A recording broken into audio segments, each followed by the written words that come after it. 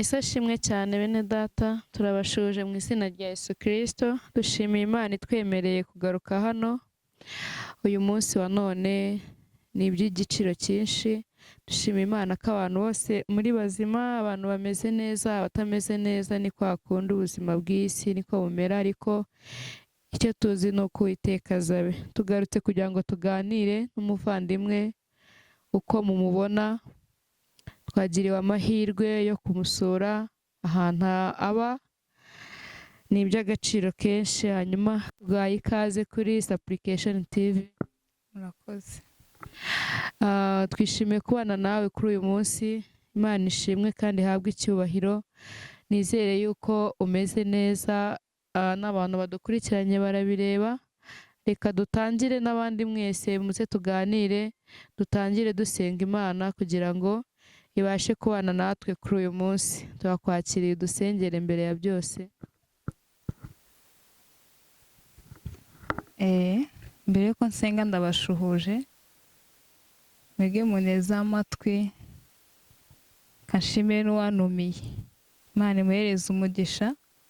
Reka dusenge. Imana nziza, Imana ikomeye, Imana y'urukundo, Imana ivuga bikategeka bigakomera, twongeye kugucira bugufi, tugushimiye ko warinze ubugingo bwacu.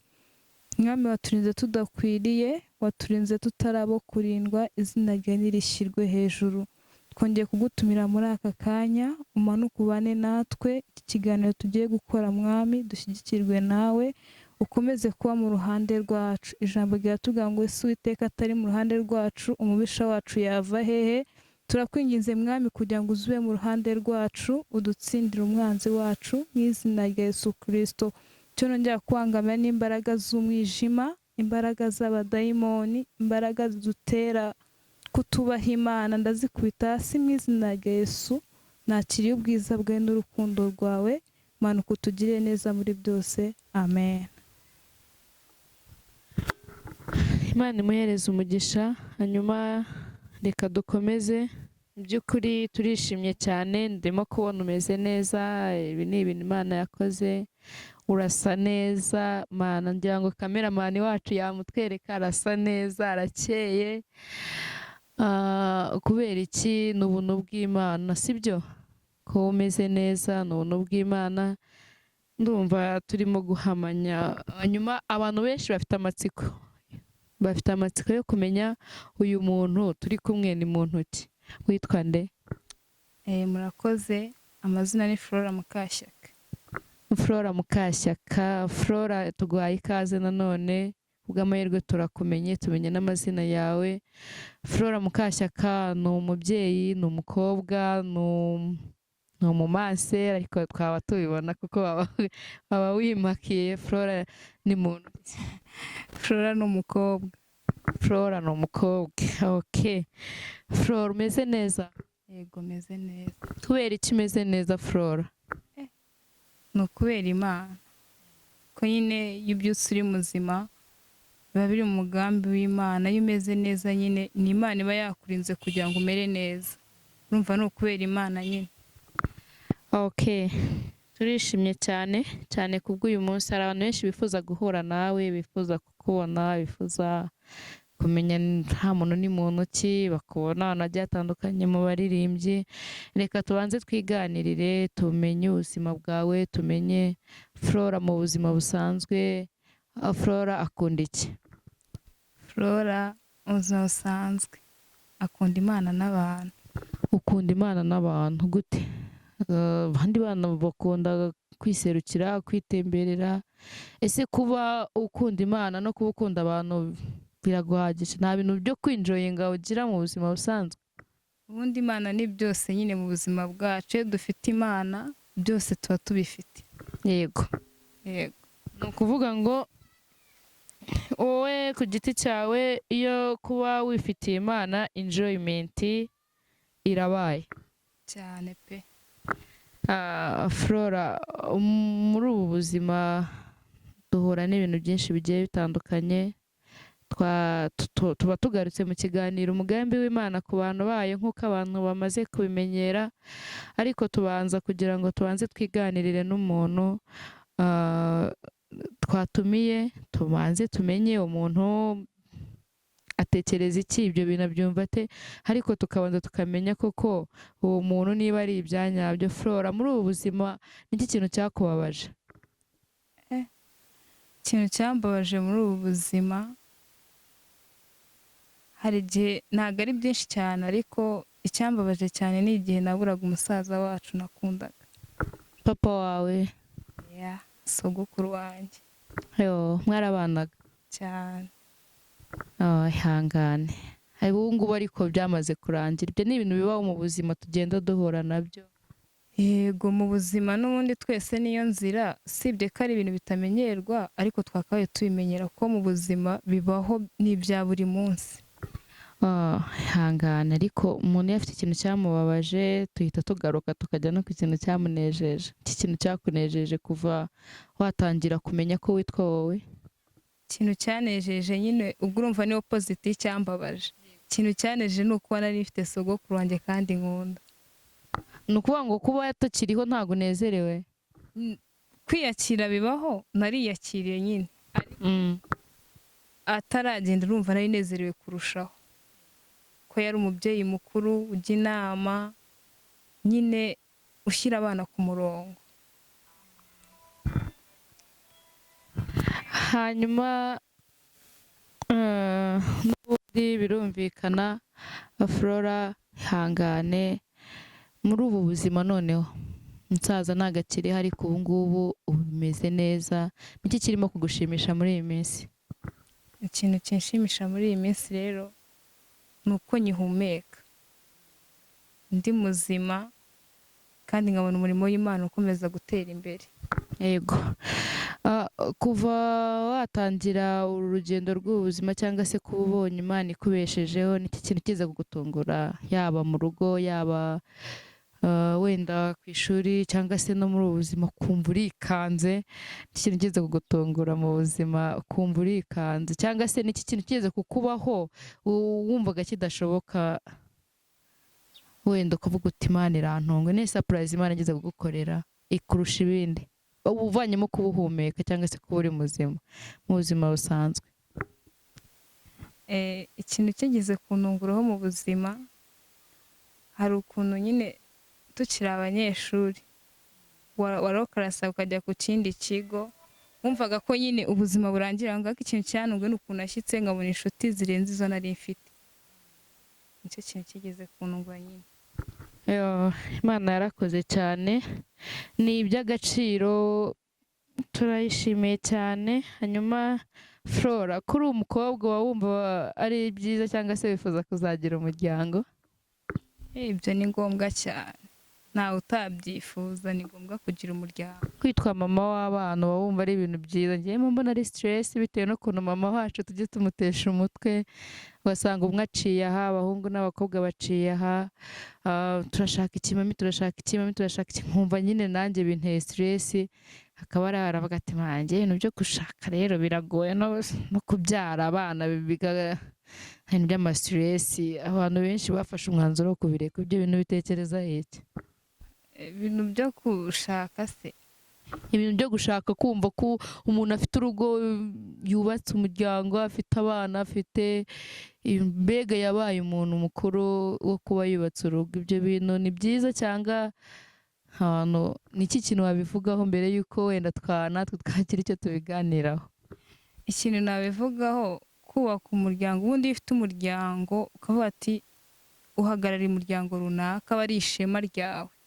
Urumva ko ufite umuryango nyine nawe uba ufite ishema, uba uhawe agaciro. Murabyumva rero abantu mudukurikiranye, niba hari abantu batari bubaka umuryango, bataraba mama, mugire vuba kuko murimo muratinza ishema ryanyu nk'uko babitubwiye. Hanyuma reka twihute twigire ku gice cyacu cya gatatu kivuga ku mugambi w'Imana ku bantu bayo muri ubu buzima. Uko umuntu yaba abayeho kose umugambi w'Imana ku bantu bayo urakomeza. Hanyuma Flora, uyu munsi turi kumwe nawe. Ese uri umukristo mu buzima busanzwe? Cyane. Usengera muri itorero? nsengera Global Salvation Church. Usengera muri Global Salvation Church. Abantu basengera muri Global Salvation Church turabashuhuje. Turimo kuganira ku kintu cyitwa umugambi w'Imana ku bantu bayo. Uyu munsi uri umukristo. Mbere yuko twinjira, niki kintu ukunda mu rusengero ukinjira mu rusengero? Mu rusengero iyo nyinjiramo mba numva nanjye gusingira ubwiza bw'Imana. Mpita nyine numva aha hantu ari ahera h'Imana. Rero iyo nyinjira mu rusengero nca bugufi cyane. Kuvuga ngo ni byiza, nanjye ndabyumva. Ukunda ijambo ry'Imana, ukunda kubona abantu bahimbaza, ukunda abaririmbyi. Nicyo ukunda mu rusengero? Kuvuga ngo ukinjiramo ikintu uba wumva wishimiye kureba mbere ya byose, cyangwa se gishobora kutabaho ukumva urahangayitse, cyangwa se ushobora gusanga cyagucitse ukumva urababaye cyane. Ubundi mu rusengero ibintu byose aba ari magirirane, ariko iyo uje mu rusengero wakererewe ugasanga bashoje kuramya. Ubundi kuramya ni igikorwa kibaho mu rusengero kiguhuza n'Imana, kigukonekita n'Imana kugira ngo ubashe kugenda mu zindi gahunda ziri bukurikireho. Rero iyo usanze byarangiye ubura ubusabane n'Imana cyane. Ntago uko wasanga bataratangira ukaramya Imana ukajya mu bwiza bwayo, iyo usanze byashoje hari akantu kaba kaburamo. Abantu bakunda kuza amateraniro yarangiye baba bacika ibintu byinshi. Hanyuma Flora, uyu munsi tugiye kuganira kuri wowe ukijijwe na Flora udakijijwe. Wavutse usanga ukijijwe cyangwa waje gukizwa nyuma? Navutse nsanga ababyeyi banjye bakijijwe, nanjye nyirizwa muri izo nzira. Kuvuga ngo ntago wigeze ujya mu buzima bwo hanze cyane? Oya, ntago nabugiyemo cyane, ariko hari amakuru nyine atabura uba ufite. Reka noneho tuganire kuri wowe ukijijwe uyu munsi. Uko biri kose uri umuntu mukuru, hari ibyo umaze kubona, hari itandukaniro ryawe. Wowe uyu munsi ukijijwe, nawe waba udakijijwe, abo bantu babiri batandukaniye? Baratandukanye cyane nyine. Flora udakijijwe navuga ko hari amahoro yo mu mutima yaba atarafite, ariko Flora ukijijwe uyu munsi afite amahoro yo mu mutima, afite ubusabane n'Imana. Flora udakijijwe ntago asabana n'Imana. Abantu bose badakijijwe niko baba badasabana n'Imana, cyangwa hari umwihariko? Nyine hari ukuntu iyo ukijijwe hari agace ugeramo nyine ukaba usabanye n'Imana byimbitse. Si ukuvuga ko n'abadakijijwe Imana itabumva, ariko cyane cyane umuntu ukijijwe kuko aba afite aho uhurira nayo. Ambwira ibintu nka bitatu byiza bituma wumva waguma kuba ukijijwe uyu munsi wa none, ko waguma bitumye ubikunda. Hari ukuntu umuntu avuga ati aka kazi nkora byanze bikunze nzakagumamo kubera ibintu n'ibi sinakareka, karambohora nkakora ibyo nshatse, kampa igihe cyo kuruhuka, iyo nkeneye avance barayimpa. Ibintu nk'ibyo nka bitatu bigushishikariza kumva uri umukristo ukijijwe ndetse uzaguma no gukizwa ubuzima bwawe bwose. Icya mbere nakubwiye ko gukizwa bitanga amahoro yo mu mutima, icyo ni ikintu cya mbere.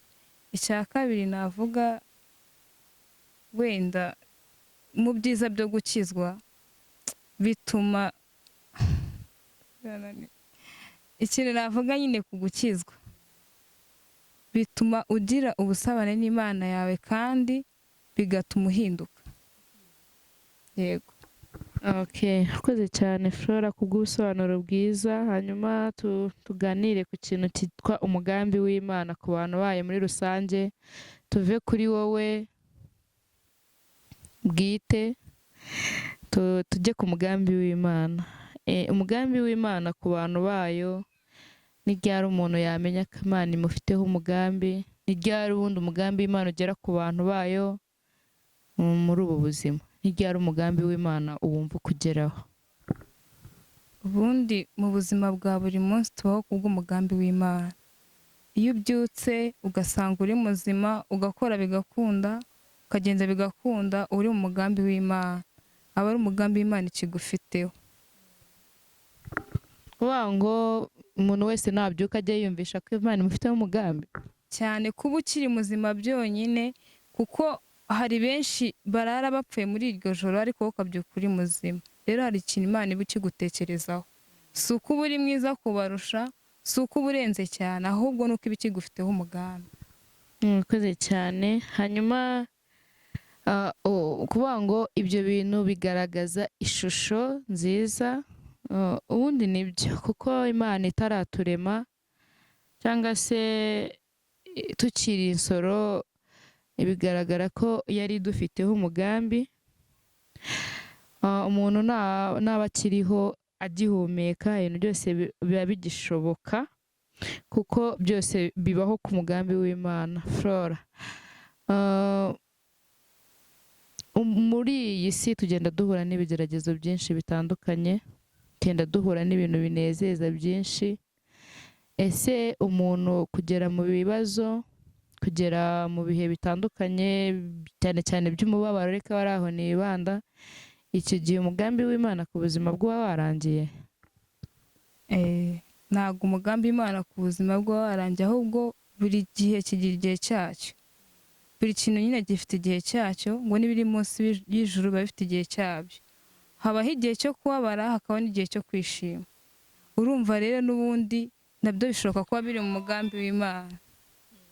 Rero kuba wababara ntibivuze ko ejo utakishima, kandi kuba wakishima uyu munsi ntibivuze ko ejo utababara. Rero urumva ni igeno ry'Imana. Ntabwo umugambi w'Imana uba warangiye. Ntabwo uba warangiye ku buzima. Imana ni ikibigutegurira. Hari igihe birimo kugutureyininga ngo irebe se ejo azaba ameze gute.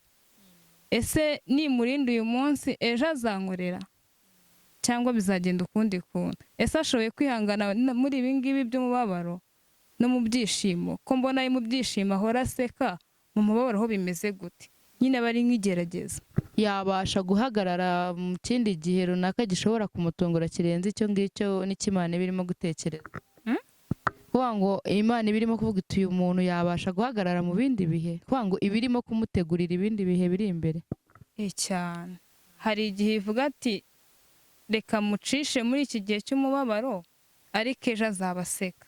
Kubabara uyu munsi ntabwo bivuze ko ejo utakishima, bivuze ko Imana iba ikigufiteho umugambi. Noneho Flora, ni iki wabwira cyane cyane urubyiruko? Kuko wambwiye ko ukiri umukobwa, uri mu rugendo, ejo uzaba wenda wabaye umumama, ariko iki gihe ubona urubyiruko cyane cyane urubyiruko rudakijijwe, si ruriho ujya ubona rwinshi. Noneho uru rubyiruko rudakijijwe ruri mu zihe ngorane uyu munsi wa none? Ese uyu mugambi w'Imana birashoboka ko wawubwirwa? Hari ikintu uri buze kubabwira, ariko reka tubanze duhere ku ngorane rufite kuba rutarakizwa, rutarakira Yesu n'umwami nk'umukiza mu buzima bwe. Uru rubyiruko cyane, reka bariho twibanda kuko natwe turi urubyiruko, bari mu bihe bibazo? Urubyiruko rudakijijwe ntago navuga ngo ruri mu bihe bibazo cyane, kuko n'abejo bashobora gukizwa. Gusa nyine kuba udakijijwe hari byinshi uba urimo gutakaza. Kuba udakijijwe uri mu igerageza, isaha n'isaha ushobora kuva mu mubiri ugapfa, akaba ariko mbyita. Ariko mu by'ukuri n'ubwo upfuye nta hantu wabarizwaga, ntabwo ukijijwe. Icyo gihe ushobora kuzagirirwaho ingaruka. Ariko ikintu nabasaba ni ukwemera Yesu nk'umwami nk'umukiza, bakemera ko aza mu buzima bwabo, kuko umuntu ufite Yesu aba afite amahoro mu mutima. Flora, Imana iguhe umugisha. Uvuga ngo abantu batarakizwa cyane cyane urubyiruko, turimo turaganira ku mugambi w'Imana, ariko iyi cano mwibuke ko ni twebwe yaziye kugira ngo tubashe kumenya ukuri kw'ijambo ry'Imana. Ni ukuvuga ngo umuntu akiri muri ubu buzima nk'uko ijambo ry'Imana ribivuga, ni byiza ko uyu munsi aba afite aderesi y'ahantu abarizwa, y'ukuntu yiyumva, y'ukuntu uyu munsi wa none napfa azabona iki, ese azajya he, ese kuri wa munsi w'umuzuko ubuzima bwe buzazukira iki, azazukira ubugingo buhoraho cyangwa azazukira gucirwaho iteka. Muze mwakire Yesu bigishoboka, Yesu aracyakora. Flora, ngiye kuguha umwanya ugira ijambo utubwire ukunda riba muri Bibiliya. Uyu munsi wa none abanyarwandakazi badukurikiranye bashobora kumva ry'ububyutse cyangwa se bakumva rikabafasha muri Bibiliya, cyanditswe babahereza kijye kigufasha, umwana w'umukobwa ukiri muto wagiriwe amahirwe yo gukizwa. Ni irihe jambo ukunda ngo uridusangize ndetse n'abandi badukurikiranye? Ijambo nababwira ni ry'ububyutse. Muri Ezira 10:4 haravuga ngo byuka ubikore kuko ari ibyawe. Ni ibyanjye, ni ibyawe, ni twebwe byashyiriweho gukorwa. Rero dushyize hamwe tubyuke tubikore kuko ari ibyacu. Yego. Imana iguhereze umugisha. Hano afite Bibiliya baze gusoma Ezira ibice 10:4. Okay. Haravuga ngo byuka ubikore kuko ari ibyawe kandi ntutinye, turi kumwe nawe. Hano ngira ngo ni Imana ubwayo yivugiraga mu magambo yayo. Flora, tugira igice cya 4 turimo turasoza turekera ku musozo w'ikiganiro cyacu. Tugira igice cya 4 kuri Supplication TV kivuga ku bihe. Ibihe bitari ibihe by'umuhindo, bitari ibihe by'impeshyi. Impeshyi urayizi? Yego. Bitari ibyo bihe. Hanyuma ibihe byo muri ubu buzima busanzwe bwa buri munsi. Ibihe bisobanuye iki kuri wowe?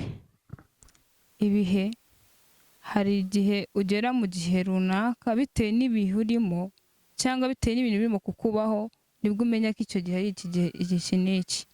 Hari igihe ugeramo ukumva urababaye, cyaba ari igihe cy'umubabaro. Hari igihe ugeramo ukumva urishimye, aba ari igihe cy'ibyishimo. Rero urumva ko buri kintu igihe n'igihe cyacyo. Uvuga ngo ibihe bisobanuye impinduka Ubuzima. Ibihe bisobanuye impinduka. Hanyuma Flora, ese ni iki wigiye ku bihe? Wowe nkawe uyu munsi wa none isomo wigiye ku bihe nk'uko ubibona, nk'uko wari ubivuze, ibihe by'umubabaro, ibihe by'umunezero, iyo mihindagurikire y'ibihe muri ubu buzima wayigiyeho iki?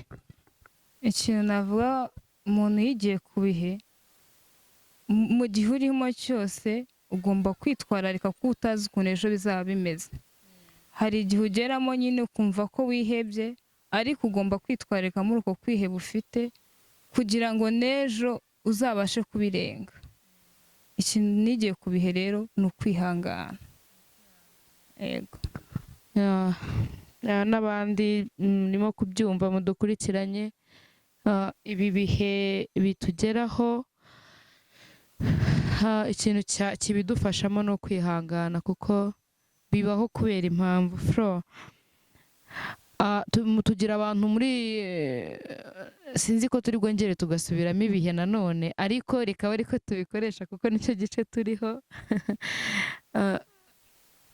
Hari abantu baba mu bihe byiza, umuntu aba yimereye neza, yifitiye akazi ke keza, yifitiye umuryango we, abana be ni bazima, afite amahoro, afite byose somehow, usibye nyine ko ibyo guhinduka kwabyo ntabwo turimo kubyitaho cyane, ariko uwo muntu uyu munsi ameze neza, sibyo? Tukagira n'undi muntu uri mu bihe bibi. mu bihe byo gupfusha, uri mu bihe by'ubukene, uri mu bihe by'ubukode, uri mu bihe, reka duhere kuri uyu muntu umeze neza. Uyu muntu umeze neza Flo, ni iki kintu wamubwira? ikintu namubwira umuntu uri mu bihe byiza Cyane imbere ya kamera rwose adukurikiranye, niba hari ubu butumwa ni ubwe. Uyu muntu uri mu bihe byiza, uyu mugoroba tumuzaniye ubutumwa buvuye ku muntu witwa Flora. Uyu muntu uri mu bihe byiza rwose, gira ikintu umubwira. ubundi hari ijambo ry'Imana ritubwira ngo twibikire amazi azadutunga mu gihe cy'amapfa. Niba uri mu bihe byiza ntabwo bivuze ko ejo ibihe bibi bitazakugeraho. Ugomba gukora witwararika ku buryo nuhura na bya bihe bibi ukaba ufite icyo wizigamiye kizakubeshaho. Kijyanye n'iki se? N'ijambo ry'Imana, ko wongeze kumva muri igihe kimwe umwigisha harimo kwigisha ijambo rivuga riri muri Zaburi ngo nibikiye ijambo ku mutima kugira ngo ntagucumuraho. Yibikira ijambo ry'Imana, yitwararike amafaranga ahunike nk'uko igihe Yosefu yahunikaga imyaka mu kigega akazagaburira abandi mu gihe cy'inzara. Yitwararike iki? Yitwararike mu buhe buryo? Ibi wenda navugaho byose birashoboka kwitwararika. Ushobora kwitwararika mu ijambo ry'Imana ariko no mu buzima busanzwe. Uyu munsi ushobora kuba ukize ariko ejo ugakena. Rero iyo wizigamiye ibizagutunga mu gihe cy'ubukene, urumva ntabwo bwa bukene bukubera nabi cyane. Ikindi navuga ku ijambo ry'Imana, niba uyu munsi ufite akanya ko gusenga, akanya ko kuvuga Imana, yivuge kuko uri mu gihe cyayo. Kuko ejo ushobora kuzagera mu bihe udashobora kuvuga. Cyangwa se niba wumva ushobora gusoma ijambo ry'Imana, risoma uribike ku mutima, kuko ejo ushobora kuzageraho. Hari igihe bajya batubwira ngo hari igihe kizagera Bibiliya zigacika. Icyo gihe Bibiliya nizicika uzatungwa na rya jambo wibikiye ku mutima. Niyo mpamvu njye mbona batubwiye ngo twibike amazi azadutunga mu gihe cy'iki cy'amapfa. Flora, Imana imuhereze umugisha. Ubwo butumwa ni ubw'abantu bari mu bihe byiza, tugaruke ku bantu bari mu bihe bibi. Ba bantu barara badasinziriye, ba bantu bafite amadeni, ba bantu bapfusha abana, ba bantu bapfusha ababyeyi, ba bantu nyine ubuzima barimo kubona ko nta herezo ry'ubuzima. Hari igihe umuntu agera mu bihe akumva no kubaho nta kintu bikimubwiye, agatangira gusenga nka rya sengesho wa mugaragu w'Imana igihe yageraga munsi y'igiti agatangira kwisabira gupfa. Uyu munsi wa none aba bantu bari mu bihe bikomeye, bari mu bihe bitoroshye by'umubabaro, ubu butumwa nabo ntabwo twabura kugira ikintu tubabwira kuri application. Ni ubwabo, tubabwire ngo iki, cyangwa se ugiye kubabwira ngo iki uyu munsi wa none kugira ngo nabo bumve ko twabatekerejeho. Abantu bari mu gihe cy'umubabaro nabihanganisha, kuko kare twavuze ngo buri gihe kigira igihe cyacyo, buri kintu kigira igihe cyacyo, n'icyaremwe munsi y'ijuru kiba gifite igihe cyacyo. Ubwo nyine aba ari igihe cy'umubabaro cyamugezeho. Gusa ikintu namubwira, ajye yihangana, asenga Imana. Imana ishobora byose, kandi hari ijambo ritubwira ngo Uwiteka niwe mwungeri njye sinzakena. Mu gihe Uwiteka ariwe mwungeri wacu tutazakena, ntacyo twamuburana. Mu by'ukuri iyo usenze Imana ijya ibasha kutwumva kandi ijya ibasha gukora ibiruta cyane. Urumva rero ko byose tubifashwamo no gusenga. Yego, abo bantu bihangane, ni ukuri Imana irabazi. Flora, turagushimiye cyane, wakoze kubw'umwanya wawe waduhaye kuri televiziyo, kuba wemeye ko tuganira nawe. Imana iguhereze umugisha. Ni ukuri turimo turagana ku musozo w'ikiganiro, ariko turi mu bihe bigiye bitandukanye. Abanyeshuri barimo gukora ibizamini bya leta, abandi barimo baritegura amatora, wenda gutora umuyobozi nyakubahwa wa repubulika. Ariko nyuma yaho dufite n'abanyeshuri bazakora ibizamini. Tuva ku banyeshuri, dufite abana cyangwa se abantu runaka ushobora kuza gusuhuza. Ariko ugira ikintu bitubwiraho, ugire abanyeshuri wifuriza intsinzi, ugire abantu usuhuza nubwo baba batari abanyeshuri naka, kuko uyu mwanya tujya byo gutora nyakubahwa perezida wa repubulika. Ni iki wabwira abanyarwanda muri rusange muri iki gihe cy'amatora, cyangwa se babigenze gute? Ikintu nabwira abanyarwanda ni ugukora bashishoza cyane, ku buryo nyine utora umuntu ubereye u Rwanda kandi ufite aho yagukura n'aho yakugeza. Nicyo nababwira. Imana iguhereze umugisha. Hari abanyeshuri ushaka kwifuriza intsinzi? Hari abanyeshuri bamwe biga toronkome abandi biga erevo, ndabifuriza intsinzi. Inshuti zanjye ziga ndazifuriza intsinzi. N'abana barimo gukora uyu munsi ndabifuriza intsinzi. Imana iguhereze umugisha. Kuri natwe tubifurije amahirwe masa. Imana ikomeze kubashyigikira. Hanyuma gira abantu usuhuza mu buzima busanzwe, niba bahari, niba batanahari turakomeza ariko ntago babura. Ndasuhuza inshuti zanjye, ndazikunda cyane. Ndasuhuza n'abashumba banjye mu itorero. Imana ibahereze umugisha. Flora, turagushimiye cyane, wakoze kubana natwe. Dushimiye abantu twabanye muri iki kiganiro, Imana ibahereze umugisha. Dushimiye kameramani wacu wadufashije gukamera, Imana iguhereze umugisha, wakoze cyane. Nyemerera Flora nkwakire udusengere kugira ngo Imana ijyane natwe tugiye gusubira ku kazi, ndetse usabire n'abantu bose umugisha badukurikiranye, twibutsa n'abantu batarakora subscribe. Notification zacu zirimo kuza kubageraho bitinze, ariko mukore subscribe kugira ngo tukimara kwa uploading ikintu cyo gihita kibashyikaho ako kanya. Imana ibahereze umugisha. Mwakoze kubana natwe. Shalom shalom. Kandi dukomeze gushishoza nk'uko babitubwiye muri ibi bihe by'amatora. Dushishoze turebe umuyobozi ubereye u Rwanda. Imana ibahereze umugisha. Flora, tugiye kwakira udusengere, turagize Imana, ndetse unadusabira umugisha. Kandi nawe turagushimiye cyane, wakoze kuza kubana natwe. Yego, namwe mwakoze. Imana nziza, Imana y'urukundo, Data twese uri mu ijuru, izina ryawe niryubahwe. Tugushimiye ko wabanye natwe muri aka kanya. Tugushimiye Mwami ko wemeye ko duteranira aha hantu, izina ryawe nirishyirwe hejuru. Mwami Imana, wabanye natwe mu byiza byose twagireze aha hantu, wabanye natwe. Komeza kutugira neza rero. Hereza umugisha abantu baduteze amatwi. Hereza Mwami Imana umugisha wadutumiye, kugira ngo Mwami Imana akomeze kuronka icyo Kristo yadufatije. Mu izina rya Yesu Kristo turakoze. Amen.